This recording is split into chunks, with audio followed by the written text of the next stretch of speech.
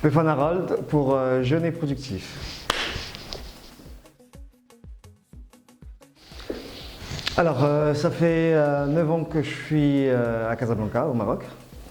Je suis arrivé dans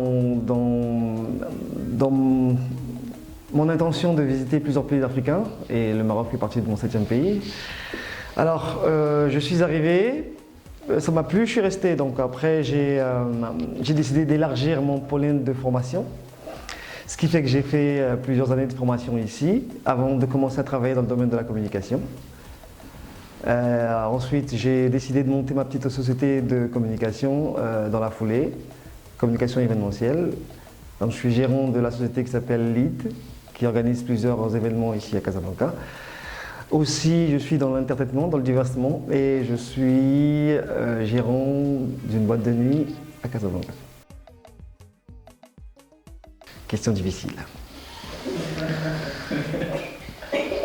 J'ai un slogan que je répète la plupart du temps lorsque j'arrive dans un pays autre que le mien, c'est « I love this country ».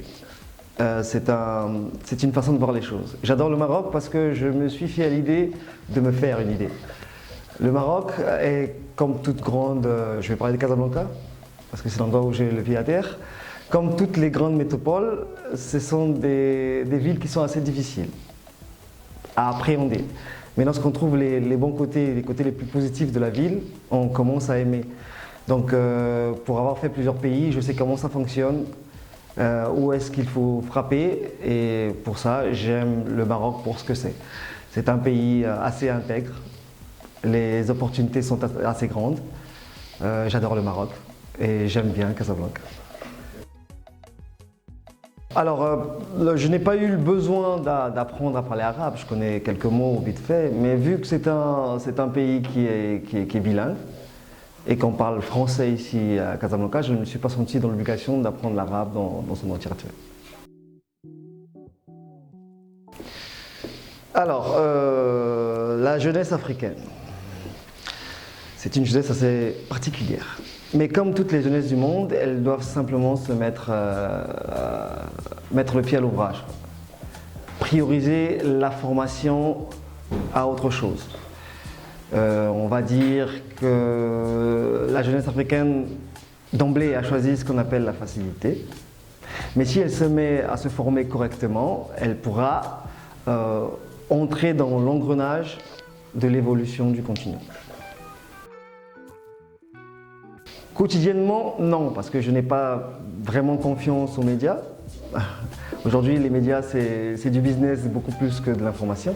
Sinon, oui, il m'arrive de regarder un peu ce qui se passe dans le monde.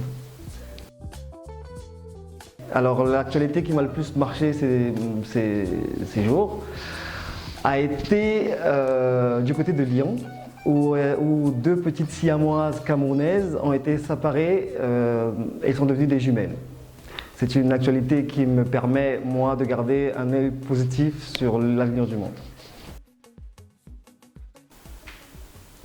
Alors, mon premier métier dans la vie, j'avais 14 ans, c'était musicien.